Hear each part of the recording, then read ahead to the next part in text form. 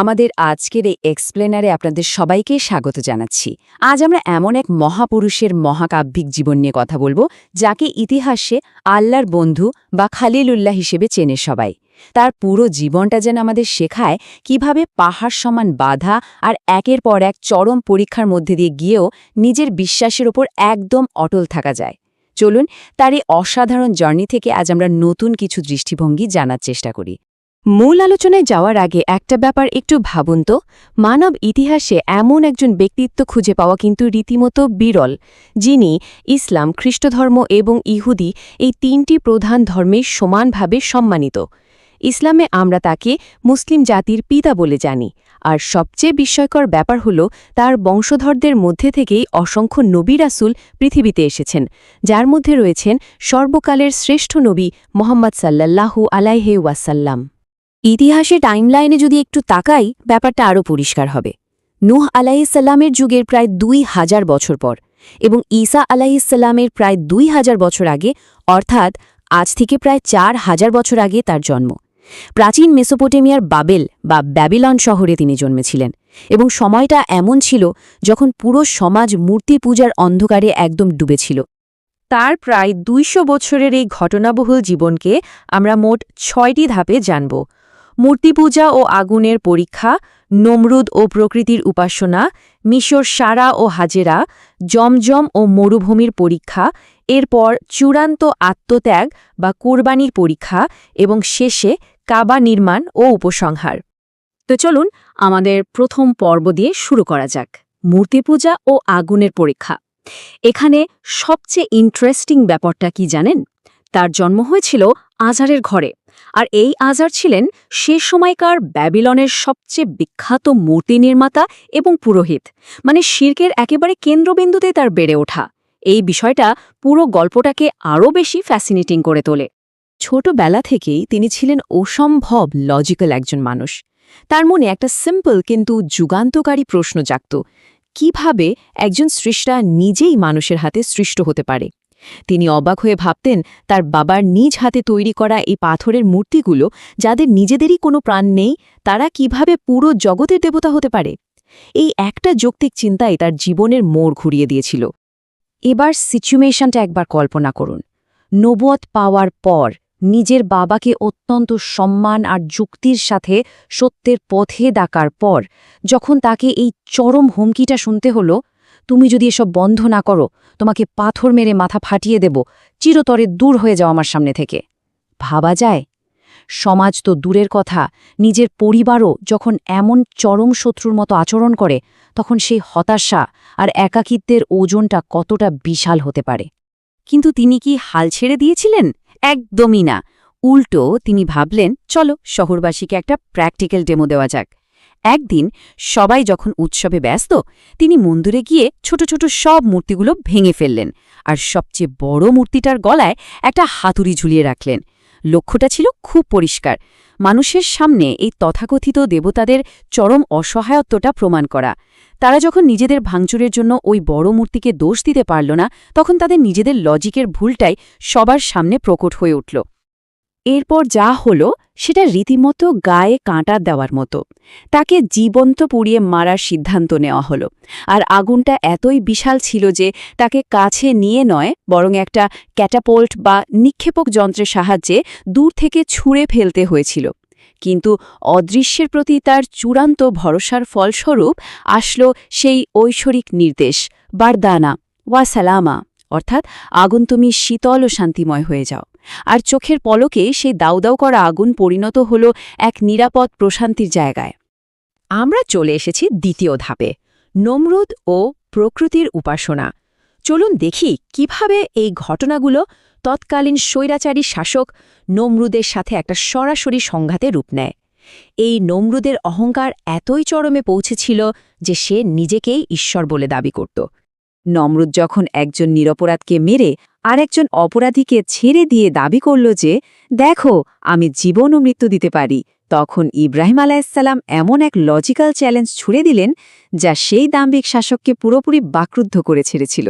তিনি বললেন, আমার রব পূর্ব দিক থেকে সূর্য ওঠান, পারলে তুমি পশ্চিম দিক থেকে ওঠাও, ব্যাস, এই আল্টিমেট লজিকের সামনে অহংকারী নমরুদের আর কোনো উত্তরই ছিল না। এর পরের ঘটনাটা ইতিহাসের অন্যতম সেরা এক আইরনি। নমরুদের বিশাল সৈন্যবাহিনী, যারা আকাশের দিকে তীর ছুঁড়ে ঈশ্বরের সাথে যুদ্ধ করতে চেয়েছিল, তারা ধ্বংস হয়ে গেল নিতান্তই তুচ্ছ একদল মশার আক্রমণে। আর সেই স্বৈরাচারী শাসক নিজে মারা গেল নাকের ভেতর ঢুকে যাওয়া একটিমাত্র মশার কারণে। অহংকারের কি নিদারুণ পরিণতি, তাই না? এরপর হাররান অঞ্চল দিয়ে হিজরত করার সময় তিনি আকাশের নক্ষত্র, চাঁদ ও সূর্যের উপাসকদের সাথে মিশলেন। আর সেখানে তিনি খুব সুন্দর একটা ধাপে ধাপে এগোনো পদ্ধতি ব্যবহার করলেন। তিনি তাদের সাথে থেকে প্রমাণ করে দেখালেন যে যেই নক্ষত্র মেঘে ঢেকে যায়, যেই চাঁদ সকালে হারিয়ে যায়, কিংবা যে সূর্য সন্ধ্যায় ডুবে যায়, তা কখনোই সত্যিকারের স্রষ্টা হতে পারে না। স্রষ্টাকে হতে হবে চিরস্থায়ী, যিনি কখনোই বিলীন হন না। আমাদের তৃতীয় অধ্যায়, মিশর, সারা ও হাজেরা। কানানে চরম দুর্ভিক্ষ দেখা দিলে তাদেরকে মিশরের দিকে যেতে হয়, আর সেখানে গিয়ে শুরু হয় আর এক ভয়ঙ্কর পরীক্ষা। সেখানকার এক অত্যাচারী ফেরাউনের নজর পড়ে ইব্রাহিম আলাইহিসসালামের স্ত্রী সারা রাদিয়াল্লাহু আনহার ওপর। এমন এক চরম বিপদের মুহূর্তে, যখন সাহায্য করার মতো আর কেউ ছিল না, তখন একমাত্র হাতিয়ার ছিল প্রার্থনা। সারা রাদিয়াল্লাহু আনহার দোয়ার বরকতে একটা মিরাকল ঘটল।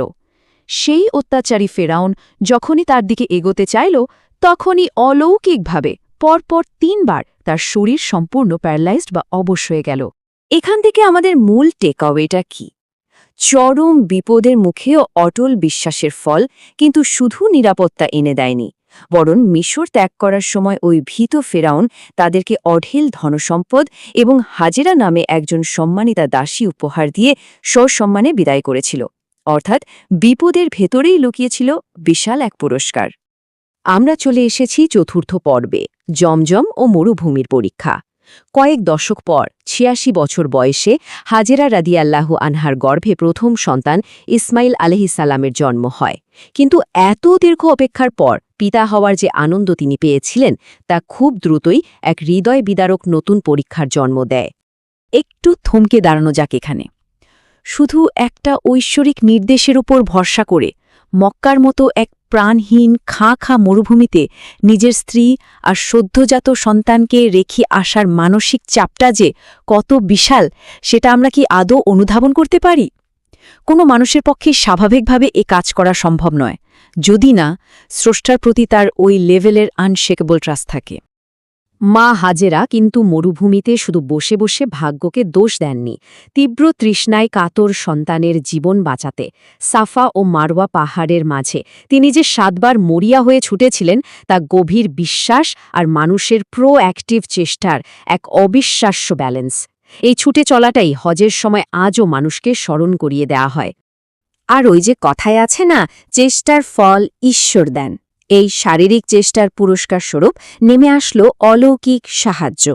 ফেরেশতা জিব্রাইল আলাইহিসসালামের আঘাতে মাটি ফুঁড়ে বেরিয়ে এলো জমজমের অফুরন্ত ঝর্ণাধারা। আর এই একটা ঝর্ণা চিরতরে সেই মরুভূমির রূপ পাল্টে দিয়ে মক্কা নগরী গড়ে ওঠার ভিত্তি স্থাপন করে দিল।